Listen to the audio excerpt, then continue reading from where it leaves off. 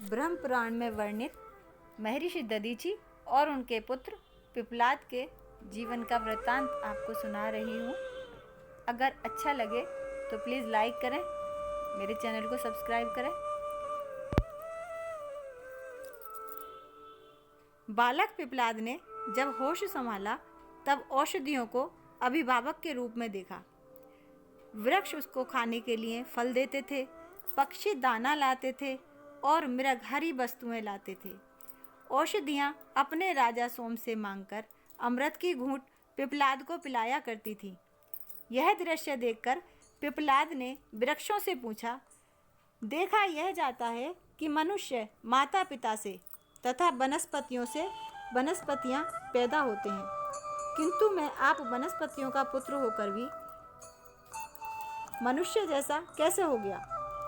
इसके उत्तर में वनस्पतियों ने पिप्पलाद को उसके जन्म की कथा सुनाते हुए कहा, महर्षि दधीचि तुम्हारे पिता और सती प्रातिथेयी माता हैं। इस तरह तुम मनुष्य के ही पुत्र हो। तुम्हारे माता पिता हमें पुत्र की तरह मानते थे, अतः हम भी तुम्हें पुत्र ही मानती आ रही हैं। तुम्हारी माँ ने अपना पेट चीरकर तुम्हें पैदा किया था और हमें सौंपकर स्वयं सती हो गई थी। तुम्हारे माता पिता के मर जाने के बाद समूचा वन बहुत दिनों तक रोता रहा। वे हमें प्यार करते थे और हम उन्हें प्यार करते थे। इतना कहकर वनस्पतियाँ फूट फूट कर रो पड़ी। यह सुनकर बालक पिप्पलाद को बहुत विस्मय हुआ। उसने अपने माता पिता की कहानी जाननी चाहिए। वनस्पतियों ने उनके माता पिता को श्रद्धा से नमन कर उनके जीवन की गाथा प्रारंभ की। तुम्हारे पिता का नाम दधीचि था। उनमें सभी उत्तम गुण विद्यमान थे। तुम्हारी माता उत्तम कुल की कन्या और पतिव्रता थी। उनका नाम गवस्तनी था। वे लोपमुद्रा की बहन थी। तुम्हारे माता पिता ने तपस्या कर इतनी सामर्थ्य अर्जन कर ली थी कि उनके आश्रम पर दैत्य दानवों का आक्रमण नहीं हो पाता था। एक दिन विष्णु, इंद्र आदि सभी देवता आश्रम में आए। दैत्यों पर विजय पाने से वे प्रसन्न थे। तुम्हारे माता पिता ने उनका भावहीना सत्कार किया। देवताओं ने कहा, आप जैसे महर्षि जब हम लोगों पर इतनी कृपा रखते हैं तब हमारे लिए दुर्लभ क्या है। हमने शत्रुओं पर विजय प्राप्त कर ली है। अब चाहते हैं कि अपने अस्त्र शस्त्र आपके आश्रम में रख दें, क्योंकि तीनों लोकों में आपका आश्रम ही निरापद स्थान है। यह आपकी तपस्या के प्रभाव से दैत्य आदि प्रवेश नहीं कर पाते। उदार चेता मुनि दधीचि ने उनकी प्रार्थना स्वीकार कर ली। तुम्हारी माता ने उन्हें रोकते हुए कहा, हे नाथ, यह कार्य विरोध उत्पन्न करने वाला है। इस काम में आप ना पड़ें। आप तो समदर्शी हैं। आपके लिए शत्रु और मित्र बराबर हैं। अस्त्र शस्त्र रखने से दैत्य और दानव आपसे शत्रुता रखने लगेंगे।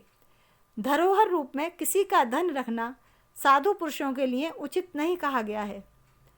महर्षि दधीचि ने कहा, देवता सृष्टि के रक्षक हैं और मैंने हाँ कर भी दिया है, इसीलिए अब नहीं कहना अनुचित है। देवता अस्त्र शस्त्र आश्रम में रखकर चले गए। इधर दैत्य महर्षि से द्वेष करने लगे। महर्षि को चिंता हुई कि दैत्य बड़े वीर तो हैं ही, साथ ही तपस्वी भी हैं। जब वे आक्रमण करेंगे तब मैं शस्त्रों की रक्षा नहीं कर पाऊंगा। ऐसा विचार कर उन्होंने अस्त्र शस्त्रों की रक्षा के लिए एक उपाय किया। उन्होंने पवित्र जल को अभिमंत्रित कर उससे अस्त्र शस्त्रों को नहलाया और उस जल को स्वयं पी लिया। तेज निकल जाने से वे सभी अस्त्र शस्त्र शक्तिहीन हो गए, इसलिए वे धीरे धीरे नष्ट हो गए। कुछ दिनों के बाद देवता महर्षि के आश्रम में पहुँचे, क्योंकि उनके शत्रुओं ने फिर से सिर उठाया था। महर्षि ने उन्हें बतलाया कि उन अस्त्रों की सुरक्षा के लिए मैंने उनका तेज पी लिया है। वे अब मेरी हड्डियों में मिल गए हैं। आप मेरी हड्डियां ही ले जाएं। मेरे शरीर का यह बहुत सुंदर उपयोग होगा। महर्षि ने योग के द्वारा शरीर का त्याग कर दिया। विश्वकर्मा ने उन हड्डियों से दिव्य अस्त्रों का निर्माण किया। वे ही देवताओं की विजय का कारण बने। जब यह घटना घट रही थी तब माता गवस्तनी नदी के तट पर गई थी। पार्वती की पूजा में लगे रहने से लौटने पर उन्हें देर हो गई थी। उस समय वे गर्भवती थीं। आश्रम में आने पर उन्होंने अपने पति देव को नहीं देखा। अग्नि देवता ने सारी घटना उन्हें सुना दी। उन्होंने पति के कार्य की सराहना की, फिर तीनों अग्नियों की पूजा करके अपना पेट चीरकर तुम्हें हाथ से निकाल दिया। तुम्हें हम लोगों को सौंपकर पति के केश आदि के साथ वे अग्नि में प्रवेश कर गई।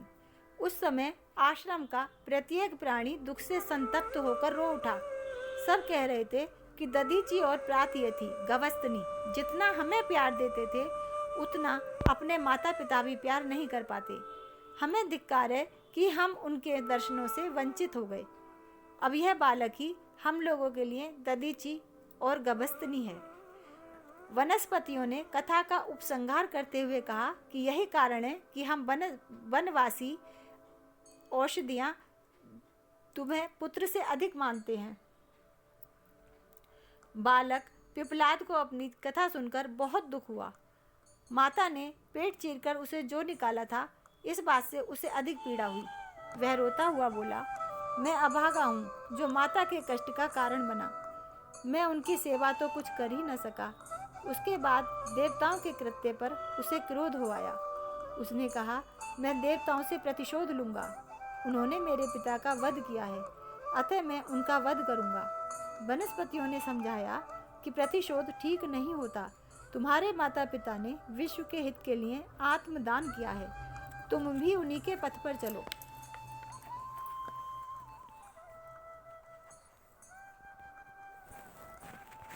बच्चे के अंतःकरण में प्रतिशोध की भावना शांत नहीं हुई। उसने भगवान शंकर की प्रार्थना की कि शत्रुओं के नाश के लिए आप मुझे शक्ति दीजिए। भगवान शंकर ने उसे शक्ति के रूप में कृत्या दी। पिपलाद ने कृत्या को आज्ञा दी कि तू मेरे शत्रु देवताओं को खा जा। देवता भाग खड़े हुए और उन्होंने भगवान शंकर की शरण ली। भगवान शंकर ने पिपलाद को समझाया कि तुम्हारे पिता ने विश्व के हित के लिए अपने प्राण दे दिया है। उनके सम्मान दया में कौन होगा। तुम्हारी माता भी उन्हीं के साथ पति लोक चली गई। उनकी समता किससे होगी। तुम भी अपने माता पिता के रास्ते पर ही चलो।